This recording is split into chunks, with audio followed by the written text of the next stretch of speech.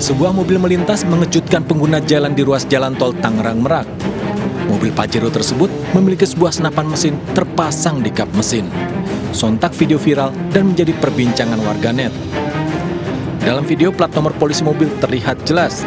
Direktorat Lalu Lintas Polda Banten telah menelusuri data kendaraan tersebut. Setelah dilaksanakan penyelidikan, akhirnya kita temukan bahwa Pajero tersebut sudah dijual ke atas nama CA di wilayah Anyer, Cilegon. Kita laksanakan datangi TKP tersebut, ditemukan Pajeronya ada di salah satu klinik pengobatan alternatif di wilayah Anyer. Sehingga kita datangin kepada pemiliknya untuk kita laksanakan penindakan dan juga edukasi bahwa yang bersangkutan menggunakan strobo itu adalah dilarang dan salah satunya menyalahi aturan yang sudah berlaku.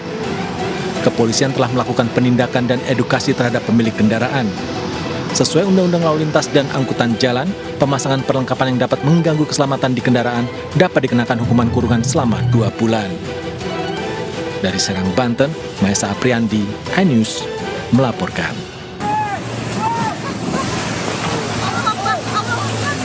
Video amatir merekam detik-detik longsor di kawasan Sitinjau Laut Panorama 2, Kecamatan Lubuk Kilangan, Kota Padang, Sumatera Barat.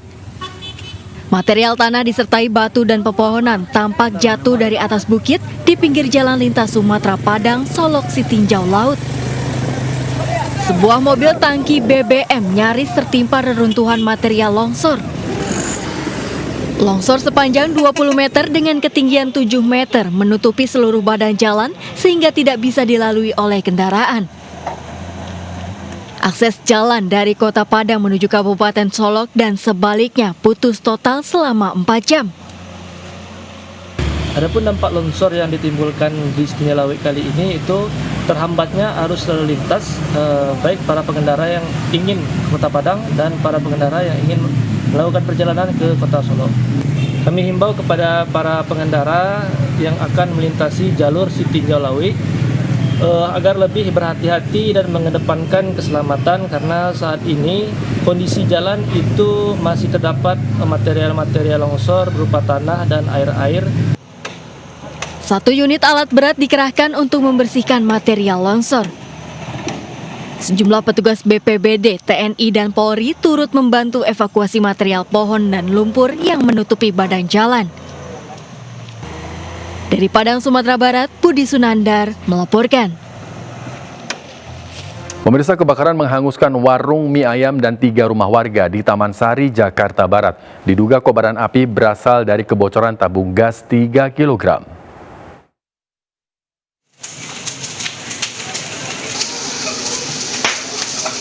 Kobaran api meludeskan sebuah tempat makan mie ayam di Jalan Kerajinan Taman Sari, Jakarta Barat.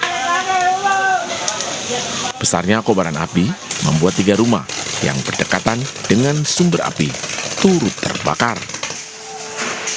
Tak hanya itu, kobaran api juga membakar kabel aliran listrik. Sejumlah petugas pemadam kebakaran dan PPSU bahu-membahu untuk memadamkan api. Diduga api berasal dari kebocoran tabung gas 3 kg. Api kompornya lagi mau goreng ayam, Terus? apinya naik ke atas. Oh gitu. Itu ada ledakan nggak bang? Ya ada. Informasinya tadi ada ledakan 2 kali apa? 2 kali? Oh itu ganti gas. Oh ganti gas? Gas. Oh meledak gitu? Gasnya meledak.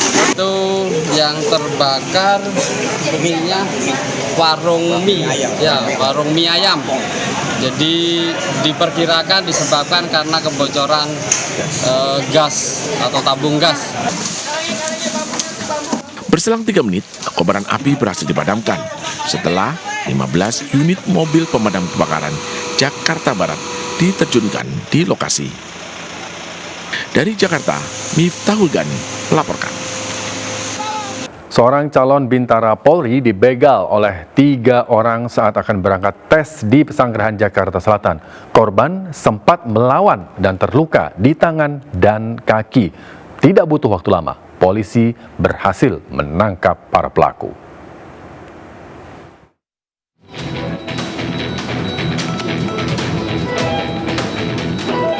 Calon siswa Bintara Polri, Satrio Muktira Harjo, dibegal saat berangkat tes psikologi di Sekolah Menengah Kejuruan di Pesanggerahan, Jakarta Selatan. Korban yang sedang naik motor menuju lokasi tes tiba-tiba dipepet dan diikuti oleh 3 orang.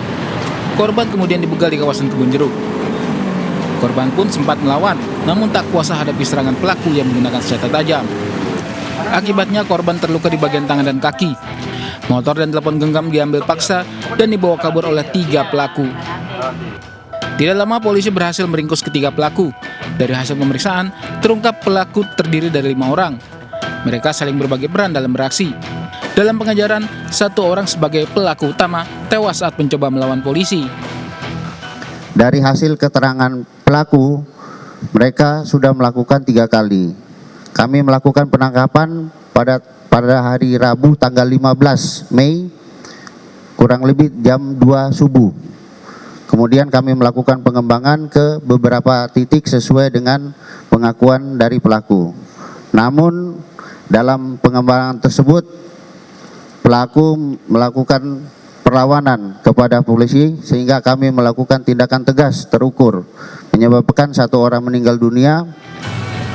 Para pelaku kini masih dalam pemeriksaan polisi, sementara Kapolri Jenderal Listio Sigit Prabowo melalui keterangan tertulis memberikan penghargaan kepada korban. Dari Jakarta, Tim Liputan melaporkan.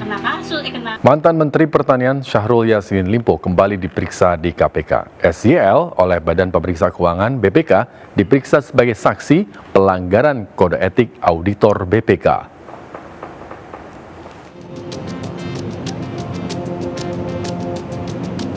Meski sudah duduk di kursi pesakitan, mantan Menteri Pertanian Syahrul Yassin Limpo kembali diperiksa di KPK. SYL hadir di KPK dalam kapasitas saksi, memberikan keterangan kepada Badan Pemeriksa Keuangan BPK. BPK tengah mendalami kasus dugaan pelanggaran kode etik oleh oknum auditor BPK. Namun SYL menolak memberikan keterangan seputar materi pemeriksaan. Aku nggak bisa kasih keterangan di. Iya. Nanti tanya pemeriksanya ya. Apakah soal BNPB? Pak, rumahnya kemarin digeledah ya Pak?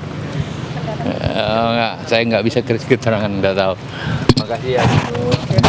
Terima kasih adik, maaf. Dalam persidangan perkara korupsi SYL terungkap keberadaan oknum auditor BPK yang meminta uang 12 miliar rupiah pada Kementan RI untuk penerbitan predikat WTP wajar tanpa pengecualian. Dari Jakarta, Hadisti Arifa, M. Indra, iNews melaporkan. Tim penyidik KPK menggeledah sebuah rumah mewah berlantai 2 milik adik mantan Menteri Pertanian Syahrul Yassin Limpo di Kota Makassar, Sulawesi Selatan. Usai dilakukan penggeledahan, penyidik KPK membawa 2 buah koper dari dalam rumah.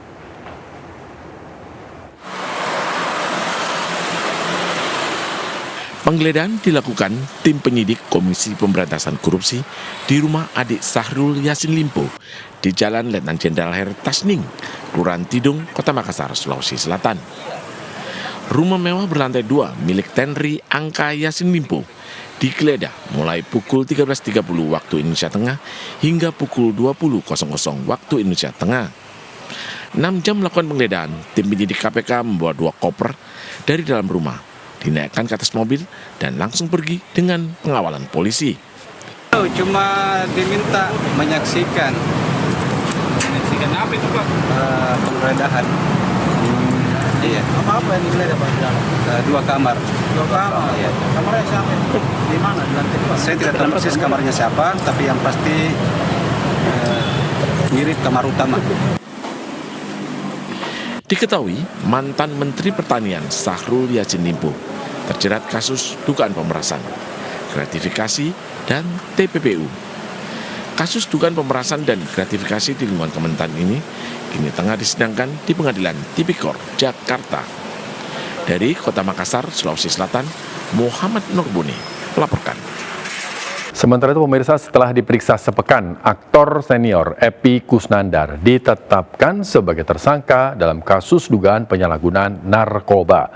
Epi mengaku baru 1 kali menggunakan ganja yang diperoleh dari tersangka Yogi Gambles.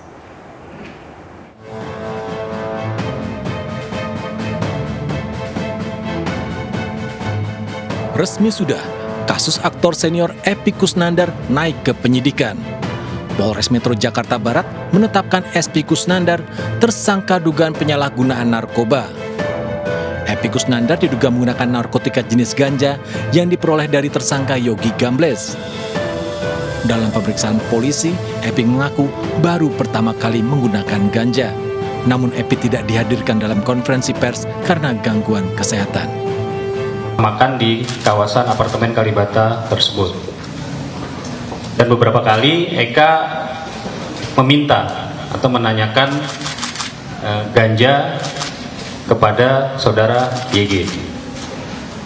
Kemudian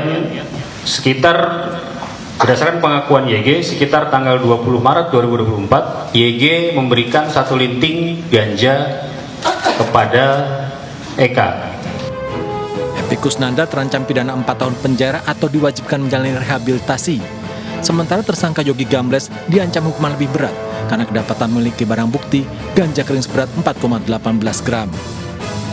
Epy Kusnandar kini dalam perawatan rumah sakit ketergantungan obat guna menjalani pengobatan dan tahap rehabilitasi.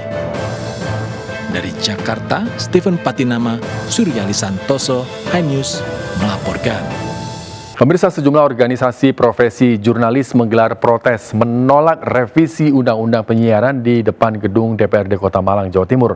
Aksi juga diwarnai teatrikal sebagai simbol ancaman pembungkaman pers. Mundur sebagai bentuk kemunduran demokrasi. Tolak RUU sekarang juga. Puluhan jurnalis dari lintas organisasi profesi yakni Ikatan Jurnalis Televisi Indonesia, Persatuan Wartawan Indonesia, Pewarta Foto Indonesia, dan Aliansi Jurnalis Independen melakukan aksi mundur dari depan Balai Kota Malang menuju gedung DPRD Kota Malang Jumat siang.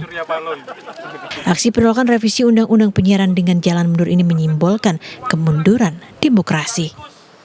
Aksi protes juga diwarnai dengan teatrikal, tubuh manusia berkepala televisi dengan mulut dibungkam dan dirantai rancangan Undang-Undang Penyiaran.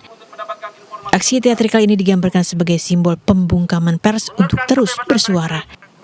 Padahal kebebasan pers adalah salah satu amanah konstitusi. Aksi protes juga terus berlanjut karena pernyataan sikap bersama dari 4 organisasi profesi tidak diterima langsung oleh anggota Dewan. Katakanlah seperti liputan investigasi itu seharusnya didukung, bukan untuk dibungkam. Karena justru dari liputan-liputan investigasi itulah muncul informasi-informasi yang justru mendidik publik. Tapi upaya DPR untuk membungkam ini, saya rasa itu tidak relevan dan justru mengkhianati demokrasi, mengkhianati reformasi yang telah melahirkan Undang-Undang Nomor 40 Tahun 1999 tentang pers. Sementara salah satu pasal kontroversial dalam revisi Undang-Undang Penyiaran diantaranya larangan penayangan eksklusif jurnalistik investigasi. Selain itu, pasal 50B ayat 2 dinilai memiliki banyak tafsir, terlebih pasal penghinaan dan pencemaran nama baik. Dari Malang, Jawa Timur, Dini Irwansa, iNews melaporkan. Membungkam pers. Pemirsa, fenomena suhu panas masih mendominasi sejumlah wilayah di Indonesia termasuk di Jakarta. Selain dapat mengalami dehidrasi, paparan sinar UV yang berlebihan juga bisa berdampak pada kesehatan kulit.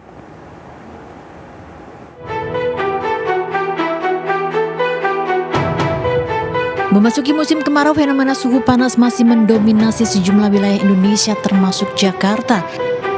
Fenomena gelombang panas umumnya terjadi di wilayah lintang menengah tinggi seperti wilayah Eropa, Amerika, dan sebagian wilayah Asia. Sejumlah warga mengaku suhu panas Jakarta mulai dirasakan sejak 3 minggu terakhir.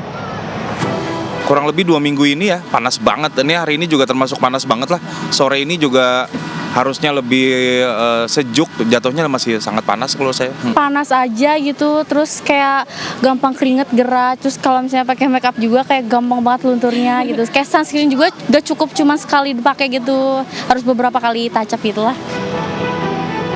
Paparan suhu panas ekstrim bisa berdampak pada kesehatan, terutama masalah kulit pada orang dewasa.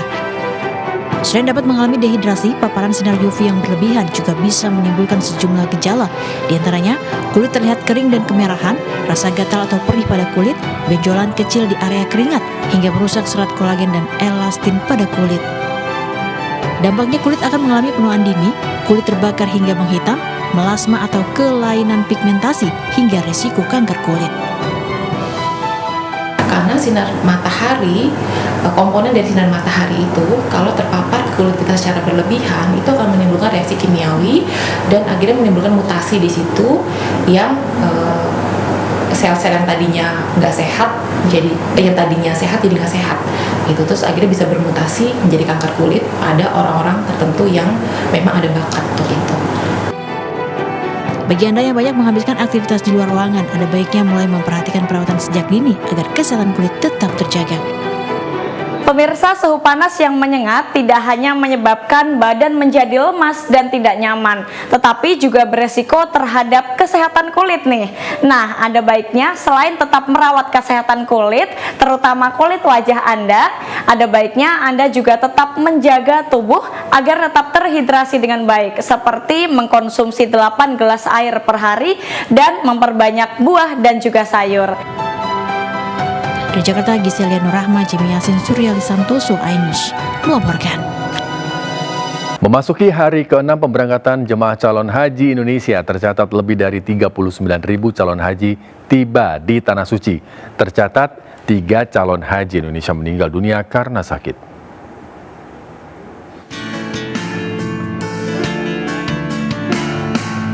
Memasuki hari kelima, tercatat lebih dari 32.000 jemaah calon haji Indonesia tiba di Madinah, Arab Saudi. Dari jumlah tersebut, 19 jemaah dirawat di klinik kesehatan haji Indonesia di Madinah dan 4 lainnya dirujuk ke rumah sakit Arab Saudi. Sementara itu pada 14 Mei lalu tercatat 2 calon haji Indonesia wafat, yakni Didi Rowandi Aung, 70 tahun asal Sukabumi dari Kloter 3 Jakarta Bekasi, serta Yusman Irawan, 64 tahun asal Lubuk Linggau dari Kloter 2 Embarkasi Palembang. Hingga 16 Mei, calon haji yang meninggal dunia di Madinah berjumlah 3 orang. Ketika almarhum tersebut meninggal dunia di Masjid Nabawi, di area masjid, terus yang kedua itu di penginapan, dan yang ketiga di rumah sakit di Madinah.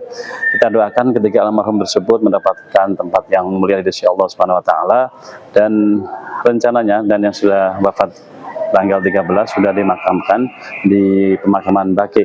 Dan ketiga almarhum tersebut akan mendapatkan asuransi sebagaimana asuransi untuk jamaah haji secara umumnya.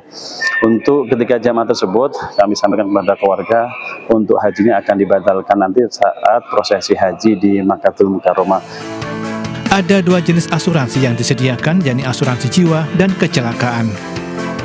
Jemaah yang wafat diberikan asuransi sebesar minimal biaya perjalanan ibadah haji per embarkasi. Sementara jemaah kecelakaan yang mengalami cacat tetap diberikan santunan dengan besaran bervariasi antara 2,5% hingga 100% BIPIH per embarkasi.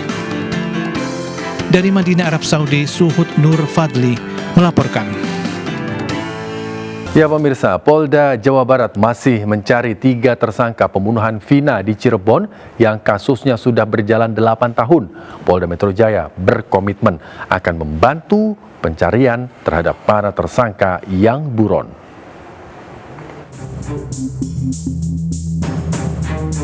Setelah 8 tahun, tabir misteri kasus pembunuhan Vina di Cirebon kembali menyita perhatian publik. Pihak Polda Jawa Barat masih mencari 3 tersangka yang masih buron selama 8 tahun.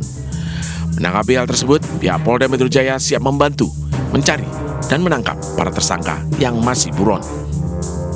Kami sudah baru saja tadi komunikasi dengan Kabid Humas Polda Jawa Barat tentang informasi dari teman-teman media ini. Jadi pada prinsipnya Polda Metro Jaya siap membantu mencari mencari tersangka berdasarkan DPO yang diterima oleh Polda Metro Jaya. Ya. Tersanter kabar, keberadaan salah satu tersangka diduga berada di Kota Jakarta. Polda Metro akan berkoordinasi dengan pihak Polda Jabar terkait apakah benar salah satu tersangka berada di Jakarta. Dari Jakarta, tim liputan melaporkan. Pemirsa, sinyal kuat Golkar dan PAN berkoalisi dalam Pilkada Jawa Barat mulai muncul. Wakil Ketua DPP PAN sekaligus mantan Wali Kota Bogor, Bima Arya, bertemu Ketua DPD Golkar Jawa Barat. Bima siap berikhtiar bersama Ridwan Kamil untuk memimpin Jawa Barat.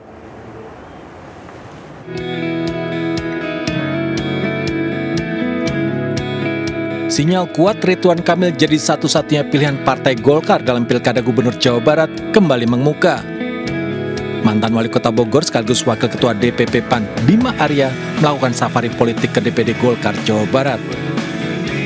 Bima Arya disambut langsung Ketua DPD Golkar Jawa Barat Aceh Hasan Sazili. Dalam pertemuan ini, Bima Arya menyatakan siap berikhtiar bersama Ridwan Kamil dalam kontestasi Pilkada Jawa Barat mendatang. Politik adalah seni segala kemungkinan. Kami harus siap untuk memasuki ruang itu. Tetapi saya sampaikan tadi, posisi saya bukan menunggu takdir, tapi menjemput takdir. Ya, artinya ini bab ikhtiar untuk kemudian bisa memungkinkan bersama-sama dengan Golkar. Ya. Artinya apa? Ya harus siap. Ketika Kang Emil memutuskan kembali ke Jawa Barat, kita siap. Dan tadi saya kira kami sangat akrab karena Kang Bima ini selain juga sebagai seorang politisi saat ini, tapi beliau tahu betul bagaimana menempatkan penentuan kebijakan politik berdasarkan atas pendekatan saintifik. Ya, jadi tentu suasananya sangat nyambung. Namun DPD Golkar Jabar juga masih menanti keputusan DPP. Nasib Ridwan Kamil belum ditentukan antara maju dalam Pilkada Jawa Barat atau DKI Jakarta. Bima Arya tengah melakukan safari politik ke beberapa partai politik di Jawa Barat setelah mendeklarasikan diri maju dalam kontestasi Pilgub Jawa Barat. Dari Bandung, Jawa Barat, Ervan David, iNews melaporkan. Sementara itu pasangan Khofifah Indar Parawansa dan Emil Dardak maju kembali dalam kontestasi Pilkada Jawa Timur 2024. Surat rekomendasi dari Partai Golkar sudah turun menyetujui pencalonan keduanya.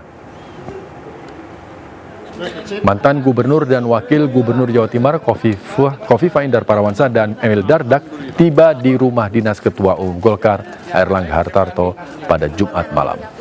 Setelah melakukan pertemuan beberapa jam, Ketua Umum Partai Golkar Airlangga Hartarto mengumumkan Golkar telah memberikan surat rekomendasi untuk keduanya bertarung kembali dalam Pilkada Jawa Timur.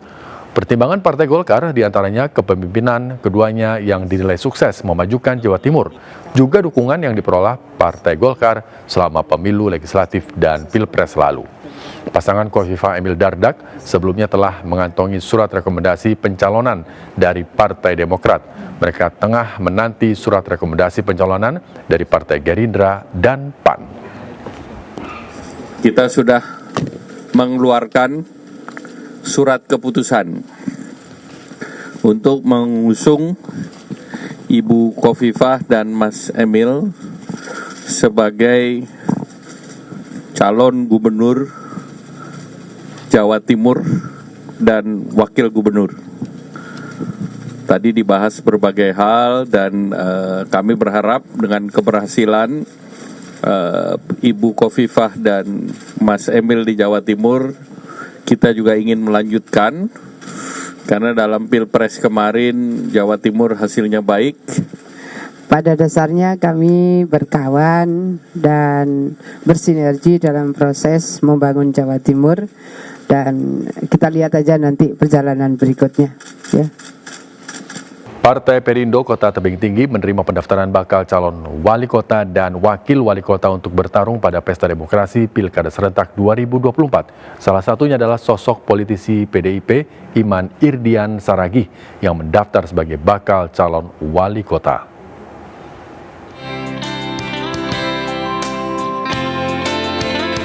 Ketua DPC PDIP Kota Tebing Tinggi, Iman Irdian Saragih, mendatangi kantor sekretariat DPD Partai Perindo Kota Tebing Tinggi, Sumatera Utara.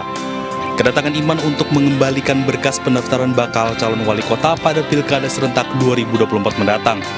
Politisi PDIP ini berharap mendapat dukungan Partai Perindo untuk bersama-sama memajukan Kota Tebing Tinggi di segala bidang. Ini komitmen saya untuk memajukan baik dari sektor pendidikan, kesehatan, dan UMKM-nya. Ini yang harus kita dorong bersama, kita harus berkolaborasi untuk memajukan itu. Tidak cukup hanya Iman Irdiansyah lagi yang memajukan, tapi harus kita bergandengan tangan. Selanjutnya akan dilakukan fit and proper test terhadap para bakal calon yang telah mengembalikan formulir pendaftarannya. Pendaftaran bakal calon wali kota dan wakil wali kota Tebing Tinggi akan dibuka hingga 31 Mei 2024. Hingga saat ini, 7 bakal calon yang telah mengambil berkas pendaftaran di DPD Partai Perindo Kota Tebing Tinggi. Dari Kota Tebing Tinggi, Sumatera Utara, Abdullah Sani Hasibuan, iNews melaporkan. Pemirsa, sepekan pasca banjir bandang di Sumatera Barat, pencarian 14 orang hilang terus dilakukan. Data dari BNPB, bencana banjir sepanjang 2023 hingga Januari 2024 tercatat ada lebih dari 1.250 kejadian. Sedangkan korban meninggal akibat bencana alam yakni mencapai 275 orang. Banjir bandang yang menerjang tanah Minang 11 Mei 2024 lalu begitu dahsyat. Sejumlah kendaraan hanyut terbawa derasnya arus banjir bandang lahar dingin atau Galodo Gunung Merapi.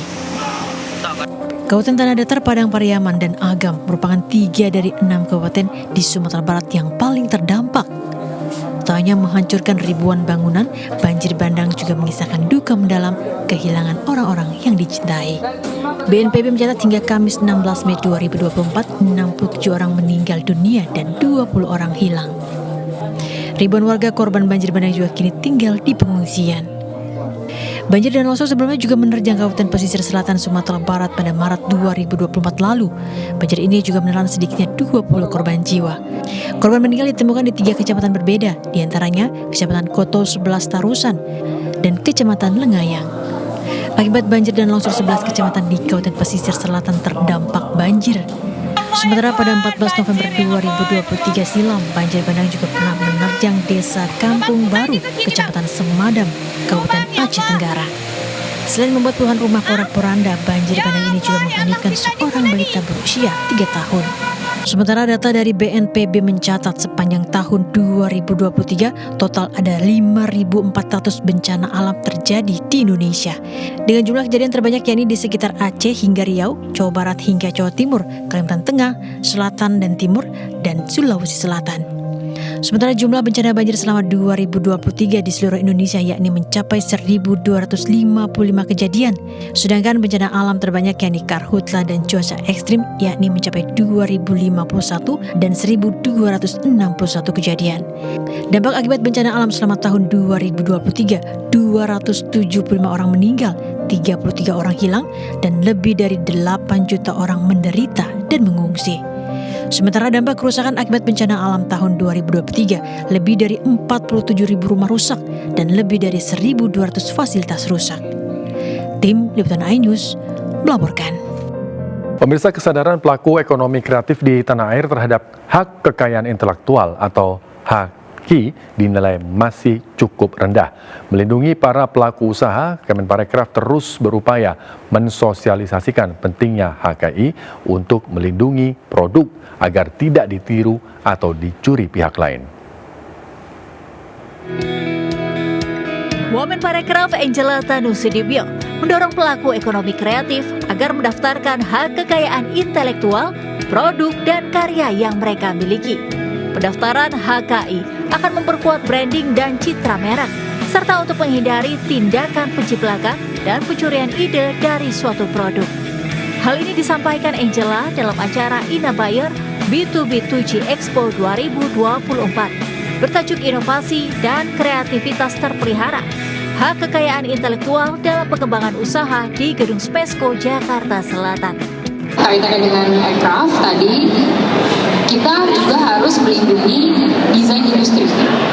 Desain industri adalah seperti contoh langsung nih ya, ini saya lihat di sini ada apa? Ada mungkin furniture gitu. Tadi saya lihat sekilas ada furniture. Itu kan ada bentuk-bentuk desain khusus yang menjadi unik. Furniture Bapak Ibu. Nah, ini harus diprotek kan. Pada kesempatan ini, Angela yang juga Wakil Ketua Umum DPP Partai Perindo berkeliling dan berbincang dengan para pelaku usaha baik dari sektor swasta, BUMN, pemerintahan, hingga buyer internasional. Dari Jakarta, Hadisti Arifah, Abdul Rosyid, Ayus, melaporkan.